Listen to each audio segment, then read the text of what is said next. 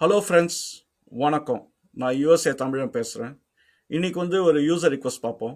ரிதேஷ் அப்படிங்கிற user generators பற்றி பேச சொல்லியிருக்காரு.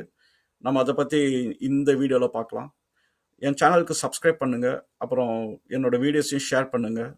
உங்களோட ஆதரவு எனக்கு ரொம்ப ஓவர்வெல்மிங்காக இருக்குது. ரொம்ப நன்றி. இந்த வீடியோஸ் என்னால் முடிஞ்ச அளவுக்கு நல்லா டாபிக்ஸ் நான் நாலேஜ் ஷேர் பண்ணுறேன். உங்க ஆதரவுக்கு ரொம்ப நன்றி. நம்ம வீடியோக்குள்ள போலாங்களா? ஓகே.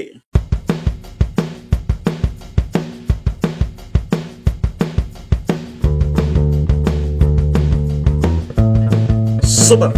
இப்போ நம்ம டாபிக் பத்தி பேசலாம். நம்ம பேச போற டாபிக் ஏசி ஜென்ரேட்டர்ஸ் எப்படி ஒர்க் பண்ணுது, அப்புறம் உள்ள என்னென்ன காம்போனன்ட்ஸ் இருக்கு அப்படிங்கறத பத்தி தான். இப்போ ஏசி ஜென்ரேட்டர்ஸ் உங்களுக்கு தெரியும், அது நம்மளுக்கு எலக்ட்ரிசிட்டி ப்ரொடியூஸ் பண்ணுறதுக்கு யூஸ் பண்ணுறோம். இப்போ பவர் அவுட்டேஜ் இருக்கும்போது ஜென்ரேட்டர்ஸ் தான் ஹேண்டி ஆகுது. ஆனால் ஜென்ரேட்டர்ஸ் ஸ்டாண்ட் அலோனாக ஒர்க் பண்ண முடியாது. ஏன்னா ஜென்ரேட்டர்ஸ்க்கு சப்போர்ட்டிங் கம்பனன்ட்ஸ் வேணும். அந்த ஒன் ஆஃப் த கம்பனன்ட் அதை ஜென்ரேட்டரை ஸ்டார்ட் பண்ணுறதுக்கு ஒரு மெக்கானிசம் வேணும். நம்ம பல ஆப்ஷன்ஸ் இருக்குது. அதில் ஒன்று நம்ம கம்பஷன் இன்ஜின் ஒன்று யூஸ் பண்ணுவோம். அந்த கம்பஷன் இன்ஜின் வச்சு நம்ம ஸ்டார்ட் பண்ணுவோம் ஜென்ரேட்டரை.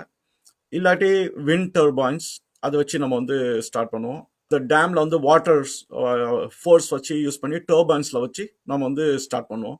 ஸோ இப்படி பல மெக்கானிசம் யூஸ் பண்ணி நம்ம ஜென்ரேட்டர் ஸ்டார்ட் பண்ணுவோம். இப்போ இந்த ஜென்ரேட்டர்ஸ் ஓவராலாக இந்த கான்செப்ட் புரியணும் அப்படின்னா நான் alternating current and direct current பற்றி ஒரு வீடியோ போட்டிருக்கேன். அந்த வீடியோ பார்த்தீங்கன்னா உங்களுக்கு ஒரு ப்ரிலிமினரி அண்டர்ஸ்டாண்டிங் கிடைச்சிரும் இந்த எலக்ட்ரிசிட்டி பற்றி. அப்புறம் இந்த generator video it will make sense. ஜென்ரேட்டரில் பார்த்தீங்கன்னா உங்களுக்கு காம்பனன்ட் வைஸாக நம்ம பிரேக் டவுன் பண்ணுவோம். ஜென்ரேட்டர் ஒரு 2-3 பார்ட் தான் இருக்குது. ஒன்று ஒரு மேக்னெட் வேணும், பெரிய மேக்னெட். அதுக்கப்புறம் ஒரு ஆர்மேச்சர் அப்படின்ற ஒரு காம்போனன்ட் வேணும். அந்த ஆர்மேச்சர் ஒரு ஸ்லிப் ரிங் கூட கனெக்ட் பண்ணியிருப்பாங்க. அந்த ஸ்லிப் ரிங் ஒரு கார்பன் பிரஷ் கூட கனெக்ட் பண்ணியிருப்பாங்க. அந்த கார்பன் பிரஷ் தான் நம்மளுக்கு டெர்மினல்ஸில் கனெக்ட் பண்ணுவோம். ஸோ இது குழப்பிக்கோனா நம்ம ஒன்று ஒன்றா பார்ப்போம். இப்போ மேக்னெட் அதை ஃபர்ஸ்ட் எடுப்போம். இப்போ மேக்னெட் ஒரு எசென்ஷியல் காம்போனன்ட். அந்த மேக்னெட்டோட ஃபீல்டு வச்சு தான் நம்ம filaments right hand rule use பண்ணி நம்ம எலக்ட்ரிசிட்டியை நம்ம வெளில எடுக்கிறோம். இப்போ மேக்னெட் பார்த்தீங்கன்னா உங்களுக்கு மேக்னெட்டிக் ஃபீல்டு எப்படி ஃப்ளோ ஆகும்னா உங்களுக்கு north pole south pole flow ஆகும். அப்போ ஜென்ரேட்டருக்கு உங்களுக்கு அந்த ஃபீல்டை நம்ம இன்டரப்ட் பண்ணுறதுக்கு ஒரு மெக்கானிசம் வேணும். இப்போ ஃபீல்டுன்னு சொல்றதை விட நம்ம மேக்னெட்டிக் ஃப்ளக்ஸை நம்ம வேரி பண்ணணும். ஸோ அதுதான் கரெக்டான டெர்மினாலஜி. நம்ம மேக்னெட்டிக் ஃப்ளக்ஸை வேரி பண்ணும்போது உங்களுக்கு எலக்ட்ரிசிட்டி ப்ரொடியூஸ் ஆகும். இப்போ மேக்னெட்ஸ் எடுத்துக்கலாம். மேக்னெட்ஸ் இப்போ பெர்மனன்ட் மேக்னெட் வேணும். பெர்மனன்ட் மேக்னெட் இருந்தால் தான் உங்களுக்கு அந்த ஃபீல்டு எப்பயுமே இருக்கும். அதில் நம்ம எலக்ட்ரிசிட்டி ஜென்ரேட் பண்ண முடியும். இப்போ பெர்மனன்ட் மேக்னெட்டை நம்ம எங்க கண்டுபிடிக்கிறது? ஸோ இருக்கு பெர்மனன்ட் மேக்னெட். ஆனால் நம்மளுக்கு குறிய ஷேப்ல இருக்கா, இன்னொன்று குறிய சைஸ்ல இருக்கா அப்படிங்கிறது ஒரு கொஸ்டின் இருக்கு. ஸோ அந்த மாதிரி ப்ராக்டிக்கலா நேச்சுரலா இல்லாதனால என்ன பண்ணுவாங்க அப்படின்னா பெர்மனன்ட் மேக்னெட்டை நம்ம கிரியேட் பண்ணணும். ஸோ அந்த பெர்மனன்ட் மேக்னெட்டை எப்படி கிரியேட் பண்ணுறாங்க அப்படின்னா ஒரு ஒரு நீங்கள் வீட்டில் கூட பண்ணலாம். உங்களுக்கு எக்யூப்மெண்ட் இருந்தால் ஒரு மெட்டல் எடுத்துக்கோங்க. இதை நம்ம பெர்மனன்ட் மேக்னெட் ஆக்கணும் அப்படின்னா நம்ம அதை நல்லா ஹீட் பண்ணணும். அந்த ஒன்ஸ் அந்த கோர் டெம்பரேச்சர் ரீச் ஆயிடுச்சு அப்படின்னா நம்ம என்ன பண்ணுவோம் அப்படின்னா அதை மேக்னடைஸ் பண்ணணும். அதை மேக்னடைஸ் பண்ணுறதுனா என்னன்னா அந்த உள்ள இருக்கிற அந்த அரேஞ்ச்மெண்ட், இந்த ஆட்டம் அரேஞ்ச்மெண்ட் நார்த் அண்ட் சவுத்தாக நம்ம பாயிண்ட் பண்ணிக்கணும். அதுக்கு என்ன யூஸ் பண்ணணும்னா அதுக்கு எக்ஸ்டர்னலாக ஒரு மேக்னெட் வச்சு நம்ம அந்த அரேஞ்ச்மெண்ட்டை நம்ம கிரியேட் பண்ணுவோம். அப்படி எல்லாமே நார்த் அண்ட் சவுத் போல அரேஞ்ச் ஆயிடுச்சு அப்படின்னா அப்புறம் கூல் டவுன் ஆனோன்னு அது பெர்மனன்ட் மேக்னெட்டாக மாறிடும். ஸோ இப்படிதான் மெகா சைஸ்ல பெர்மனன்ட் மேக்னெட்டை கிரியேட் பண்றாங்க. ஒரு மெட்டலை எடுத்து அயன் மாதிரி ஒரு மெட்டலை எடுத்து அதுல ஹீட் பண்ண வச்சு அப்புறம் அதை மேக்னடைஸ் பண்ண வச்சு அப்புறம் அதை கூல் டவுன் பண்ணி அது பெர்மனன்ட் மேக்னெட் ஆகிடும். அப்போ உங்களுக்கு நார்த் அண்ட் சவுத் போல் கிடைச்சிடும். ஸோ இதுதான் மெத்தட். சரி, இப்போ ஜென்ரேட்டர் பெர்மனன்ட் மேக்னெட் நம்ம தெரிஞ்சு போச்சு எப்படி கிரியேட் பண்றாங்கன்னு. அதனால தான் நம்ம டேம்ல எல்லாம் பார்த்தீங்கன்னா மெகா சைஸ்ல மேக்னெட் இருக்கும். அது நம்ம கிரியேட் பண்றது தான். ஸோ இப்போ மேக்னெட்டிக் ஃபீல்டு இருக்கு, நார்த்ல இருந்து சவுத்து போகுது. இப்போ மேக்னெட்டிக் ஃப்ளக்ஸ் என்ன அப்படிங்கிறது புரிஞ்சுக்கலாம். மேக்னெட்டிக் ஃப்ளக்ஸ்ன்றது ஒன்றும் இல்லை, ஒரு சிம்பிளான விஷயம் தான். இப்போ ஒரு மேக்னெட்டிக் ஃபீல்டு இருக்குன்னு வச்சுக்கோங்க. ஒரு நார்த் போல்லேருந்து சவுத் போலுக்கு போகுது அப்படின்னா இப்போ நீங்கள் கையை நடுவில் வைக்கிறீங்க அந்த மேக்னெட்டிக் ஃபீல்டில் அப்படின்னு வச்சுக்கோங்க. இப்போ அந்த மேக்னெட்டிக் லைன்ஸ் இது வந்து ஒரு சர்ஃபேஸ், கை வந்து ஒரு சர்ஃபேஸ். அந்த மேக்னெட்டிக் லைன்ஸ் வந்து அந்த கையில வந்து எத்தனை லைன்ஸ் வந்து கிராஸ் ஆகுது, அதுதான் வந்து ஃப்ளக்ஸ். ஸோ அந்த ஃப்ளக்ஸை வந்து உங்களுக்கு ஃபார்முலா வச்சு கால்குலேட் பண்ண முடியும். ஒரு சர்ஃபேஸ் ஏரியாவில் வந்து மேக்னெட்டிக் ஃப்ளக்ஸ் வந்து கிராஸ் ஆகுது அப்படின்னு. இப்போ வந்து ஒரு இமேஜின் பண்ணிக்கலாம். இப்போ ஒரு ரெண்டு மேக்னெட் இப்படி இருக்கு, லைன்ஸ் வந்து இது நடுவில் போகுதுன்னு வச்சுங்களேன். இப்போ கையை நீங்க வச்சிங்க அப்படின்னா உங்களுக்கு வந்து கம்மியான மேக்னெட்டிக் ஃப்ளக்ஸ் தான். இதே கையை நீங்க இப்படி வைங்க, இந்த மேக்னெட்டிக் இதுல வந்துச்சுன்னா உங்களுக்கு வந்து நிறைய லைன்ஸ் வந்து கிராஸ் ஆகும். ஸோ இதுதான் வந்து ஃபவுண்டேஷன். ஸோ நம்ம என்ன பண்ணோம்னா மேக்னெட்டிக் ஃபீல்டு யூஸ் பண்ணி நம்ம மேக்னெட்டிக் ஃப்ளக்ஸை வந்து மேனிப்புலேட் பண்றோம். அங்கதான் வந்து நம்மளுக்கு ஆர்மேச்சர்ன்றது நெக்ஸ்ட் கம்பனன்ட் வருது. ஸோ மேக்னெட்ல இருந்து நம்ம மேக்னெட்டிக் ஃப்ளக்ஸ் வந்து இப்போ ஆர்மேச்சர். ஆர்மேச்சர் வந்து பாத்தீங்க அப்படின்னா அது வந்து ஒரு ரெக்டாங்கிள் சைஸ் ஒரு ஒரு ஒரு எக்யூப்மெண்ட், அதாவது ஒரு கம்பின்னு வச்சுங்களேன். அது வந்து என்ன ஃபிளாட்டா இருக்கும்போது உங்களுக்கு வந்து 0 டிகிரில இருக்கும். நீங்க வந்து வேர்டிகலா இருக்கும்போது 90 டிகிரில இருக்கும்.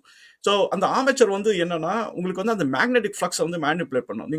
நீங்க கை மாதிரி தான். இப்போ வந்து நீங்க இப்படி ரொட்டேட் பண்ணீங்கன்னா உங்களுக்கு வந்து ஒரு 0 டிகிரில இருந்து 90 டிகிரி வரதுனால வந்து என்ன ஆகுனா உங்களுக்கு வந்து மேக்னெட்டிக் ஃபீல்டை வந்து நம்ம யூஸ் பண்றதுனால அந்த ஃப்ளக்ஸ் சேஞ்சஸ்ல வந்து உங்களுக்கு வந்து எலக்ட்ரிசிட்டி வந்து ஜென்ரேட் ஆகும். ஆனா எலக்ட்ரிசிட்டி வந்து எப்படி ஜென்ரேட் ஆகும்? 0ல இருக்கும்போது 0 எலக்ட்ரிசிட்டி, கொஞ்சம் கொஞ்சமா சேஞ்ச் பண்ணும்போது அந்த ஃப்ளக்ஸ் சேஞ்ச் ஆகிறதுனால வந்து உங்களுக்கு வந்து எலக்ட்ரிசிட்டி வந்து இன்னும் அதிகமாக கிடைக்கும். ஸோ இதை வந்து நீங்க வந்து ரிப்பீட்டடா ரொட்டேட் பண்ணிக்கிட்டே இருந்தீங்கன்னா உங்களுக்கு ஒரு சைன் கவனிக்க போகலாம். 0ல இருந்து 90 போகுது, அப்புறம் மறுபடியும் 0க்கு வருது, மறுபடியும் வந்து 0ல இருந்து 90க்கு போகுது ரிவர்ஸ்ல. ஸோ இதுதான் வந்து அந்த ஆர்மேச்சரோட வேலையை. ஆர்மேச்சர் வந்து 2 எண்ட் இருக்கும். அது வந்து 2 எண்ட்ல வந்து ஒரு எண்ட் வந்து ஒரு ஸ்லிப் ரிங்கும், அதுக்கு பின்னாடி இருக்கிற ஸ்லிப் ரிங் வந்து செகண்ட் எண்டு கொடுத்துருவாங்க. இப்போ அந்த ஆர்மேச்சர்ல வந்து என்ன இருக்கு அப்படின்னு பாத்தீங்கன்னா அது ஒரு காயில் தான். ஸோ அந்த ஆர்மேச்சர் வந்து ஒரு கண்டக்டர். அது அந்த அந்த மேக்னெட்டிக் ஃப்ளக்ஸை வந்து நம்ம வேரி பண்றதுனால என்ன ஆகும்னா அதில் வந்து இருக்கிற எலக்ட்ரிசிட்டி வந்து ஃப்ளோ ஆகும். ஃப்ளோ ஆனவுடனே என்ன ஆகும்னா உங்களுக்கு வந்து ஒரு ஹாஃப்ல வந்து ஃபர்ஸ்ட் ஸ்லிப் ரிங்ல வந்து ஃப்ளோ ஆகும். செகண்ட் ஹாஃப்ல வந்து பாத்தீங்கன்னா உங்களுக்கு வந்து செகண்ட் ஸ்லிப் ரிங்ல வந்து ஃப்ளோ ஆகும் எலக்ட்ரிசிட்டி. இப்படிதான் வந்து ஆல்டர்னேட்டிங் கரண்ட் வந்து ஜென்ரேட் பண்றாங்க. ஐ ஹோப் இது புரிஞ்சிருக்குன்னு நினைக்கிறேன். இப்போ நம்ம ஆர்மேச்சர்ல வந்து ஸ்லிப் ரிங் வந்துட்டோம். இப்போ ஸ்லிப் ரிங்ல வந்து கார்பன் பிரஷர்ஸ். இப்போ வந்து கார்பன் பிரஷர்ஸ் வந்து என்னன்னா உங்களுக்கு அந்த ஸ்லிப் ரிங்ல வந்து அந்த கார்பன் பிரஷர்ஸ் வந்து அட்டாச் பண்ணிருப்பாங்க. கார்பன் பிரஷர்ஸ் வந்து ரொம்ப எசென்ஷியலான கம்போனன்ட். அதுக்கு ஆல்டர்னேட்டிவ் வந்து இல்ல, கார்பன் பிரஷர்ஸ் தான் யூஸ் பண்றாங்க. ஏன்னா பல ரீசன் இருக்கு அதுக்கு. கார்பன் பிரஷர் வந்து சூப்பர் நல்ல கண்டக்டர். அது வந்து உங்களுக்கு ஜென்ரேட் ஆகிற எலக்ட்ரிசிட்டி வந்து வேஸ்ட் பண்ணாது. உங்களுக்கு வந்து மேக்ஸிமம் எஃபிஷியன்சியோட எடுத்து கொடுக்கும். அது ஒரு பர்பஸ். செகண்ட் வந்து என்னன்னா கார்பன் பிரஷர்ஸ் வந்து செல்ஃப் லூப்ரிகேட்டிங். உங்களுக்கு வந்து மெயின்டெனன்ஸ் வந்து ரொம்ப கம்மி அந்த கார்பன் பிரஷர்ஸ் யூஸ் பண்றதுனால. அப்புறம் அந்த கார்பன் பிரஷர்ஸ் வந்து உங்களுக்கு பீரியாடிக்கா நீங்க போய் ஒரு ஃப்ரிக்ஷன் இருக்கிறதுனால, ஏன்னா அந்த ஸ்லிப் ரிங்ல வந்து அது அட்டாச்சா இருக்கும், அது ஃப்ரிக்ஷன் இருக்கிறதுனால வந்து கொஞ்சம் தேய்மானம் இருக்கும். ஸோ மெயின்டெனன்ஸ் ஒரு மேபி இயர்லி ஒன்ஸ் அந்த மாதிரி பண்ண வேண்டியதா இருக்கும். ஆனால் ஓவராலா பாத்தீங்க அப்படின்னா உங்களுக்கு வந்து லூப்ரிகேஷன் தேவையில்ல. ஸோ அதுல இருந்து உங்களுக்கு எலக்ட்ரிசிட்டி ஜென்ரேட் ஆகுறத வேஸ்ட் பண்ணாம எடுத்து உங்களுக்கு வந்து அவுட்புட்டா கொடுத்தோம். சரி, இப்படிதான் வந்து ஒரு மேக்னெட்ல இருந்து ஆரம்பிச்சு ஃபீல்டை யூஸ் பண்ணி ஆர்மேச்சர் வச்சு மேனிப்புலேட் பண்ணி ஃப்ளக்ஸை நம்ம வந்து ஒரு அவுட்புட்டை வந்து எடுக்கிறோம். இப்போ நீங்க வந்து இந்த ஹோல் யூனிட்டை வந்து நீங்க மோட்டர் கூட கனெக்ட் பண்ணிட்டீங்க அப்படின்னா அந்த மோட்டர் வந்து சுத்த இந்த ஆர்மேச்சர் சுத்தி அதுக்கு எலக்ட்ரிசிட்டி வெளில வந்து நம்ம வந்து அதுதான் வீட்டுக்கு வந்து கொடுக்குறோம். சரி, இந்த எலக்ட்ரிசிட்டியை நம்ம டைரக்டா யூஸ் பண்ண முடியுமா அப்படின்னா இது இது வந்து எவ்வளோ ஹர்ட்ஸ்ல வந்து நம்ம ஜென்ரேட் பண்றோம் அதை பொறுத்து நம்ம யூஸ் பண்ண முடியும். இப்போ நம்ம வீட்டுக்கு வந்து 50 ஹர்ட்ஸ் வேணும் இல்ல 60 ஹர்ட்ஸ் வேணும். இது ரெண்டு இருந்தால் தான், அந்த ஃப்ரீக்வன்சில இருந்தால் தான் வந்து உங்களால யூஸ் பண்ண முடியும்.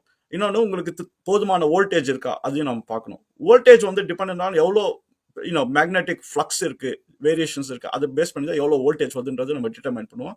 ஆனால் ஃப்ரீக்வன்சி டிட்டர்மைன் பண்றது வந்து ஆர்பிஎம். ஸோ இந்த ஆர்மேச்சர் வந்து என்ன ஆர்பிஎம்ல வந்து சுத்துது அதை பேஸ் பண்ணி தான் வந்து ஃப்ரீக்வன்சி வந்து நம்ம டிட்டர்மைன் பண்ணுவோம்.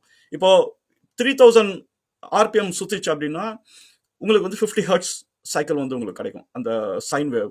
இதே 3600 ஆர்பிஎம்ல சுத்திச்சு அப்படின்னா உங்களுக்கு வந்து 60 ஹர்ட்ஸ் கிடைக்கும். அது கம்மியா போச்சுன்னா நம்மளோட எலக்ட்ரிக்கல் ஸ்டாண்டர்ட் வந்து அது அக்செப்ட் பண்ணாதான். அதுக்கு தான் வந்து அந்த சப்போர்ட்டிங் மோட்டார் வந்து எதர் 3000 ஆர்பிஎம் இல்ல 3600 ஆர்பிஎம்ல வந்து அதை சுத்தணும். ஒரு சினாரியோ இருக்கு. இப்போ வந்து நம்ம வந்து இந்த கோல் வந்து இந்த ஜென்ரேட்டர் வந்து நம்ம லோட் கூட கனெக்ட் பண்றது தான். இப்போ லோட் கூட கனெக்ட் பண்ணா நம்மளுக்கு வந்து லைட் பல்புல ஏரிய ஆரம்பிச்சிருக்கும். இப்போ நீங்க அசியூம் பண்ணீங்க நீங்க ஜென்ரேட்டர் ரன் பண்றீங்க, ஆனா லோட் கூட நீங்க கனெக்ட் பண்ணல, அதுதான் ஜென்ரேட் ஆகிட்டே இருக்கு அப்படின்னா என்ன ஆகும் அப்படின்னு பாத்தீங்க அப்படின்னா உங்களுக்கு வந்து பிரச்சனை தான் வரும். என்னன்னா இப்போ இந்த ஜென்ரேட்டர் வந்து அட்டாச் டு சம் என்ஜின். அந்த இன்ஜின் வந்து அதுக்கு ஒரு லைஃப் சைக்கிள் இருக்கு. ஸோ அந்த இன்ஜினோட எஃபிஷியன்சி வந்து எப்படின்னா உங்களுக்கு அவுட்புட் எடுக்க தான் எஃபிஷியன்சி. இப்போ உங்களுக்கு அவுட்புட் எடுக்கல அப்படின்னா என்ஜின் வந்து ஐடல்ல போயிடும். ஐடல்ல வந்து உங்களுக்கு வந்து எலக்ட்ரிசிட்டி வந்து ஜென்ரேட் ஆகாது. ஏன்னா ஐடல் ஸ்பீட் வந்து 3000 ஆர்பிஎம் இருக்காது. உங்களுக்கு ஐடல் ஸ்பீட் வந்து 800,000 ஆர்பிஎம் தான் இருக்கும்.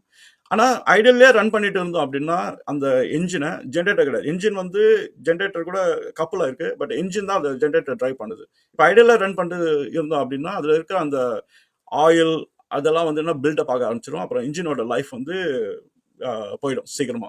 அது ஒன்று. அதனால தான் ஜென்ரேட்டர்லாம் மேஜராக பிரேக் டவுன் ஆகுறது வந்து என்னன்னா, நம்ம ஜென்ரேட்டர் ஸ்டார்ட் பண்ணிட்டு அது நம்ம யூஸ் பண்ணாம விட்டுருவோம் கொஞ்சம் ஒரு ஃபியூ ஹவர்ஸ்க்கு. அப்போ வந்து என்ன என்ஜின் வந்து பிரேக் டவுன் ஆகும். எசென்ஷியலி ஜென்ரேட்டரோட அவுட்புட் வந்து அதனோட எஃபிஷியன்சி கம்மியாகும். அது ஒரு பெரிய பிரச்சனை. அதனால ஜென்ரேட்டர் இருந்ததுன்னா நீங்க ஆன் பண்ண உடனே லோடு கூட கனெக்ட் பண்ணிட்டீங்க அப்படின்னா இந்த ஆர்பிஎம் அதெல்லாம் வந்து கரெக்டாக வந்து பிஹேவ் பண்ண ஆரம்பிக்கும். நம்ம ஹை லெவலில் நான் எக்ஸ்பிளைன் பண்ணியிருக்கேன். இது ஒரு பேசிக் டாபிக் தான். இந்த ஜென்ரேட்டர் வச்சு நிறைய டாபிக்ஸ் இருக்குது. இந்த ஃப்ளைவீல் ஜென்ரேட்டர்னு ஒன்று இருக்குது. ஸோ அதெல்லாம் நம்ம ஃபியூச்சர் வீடியோஸில் பார்க்கலாம். பட் ஆனால் உங்களுக்கு எதாவது கொஸ்டின்ஸ் இருந்தால் கேளுங்க. உங்களுக்கு எதாவது வீடியோ வேணாலும் வந்து கமெண்ட்ஸில் போடுங்க. நான் வந்து அதை பேஸ் பண்ணி நான் வந்து வீடியோஸை கிரியேட் பண்ணுறேன். சரிங்களா? பாய்.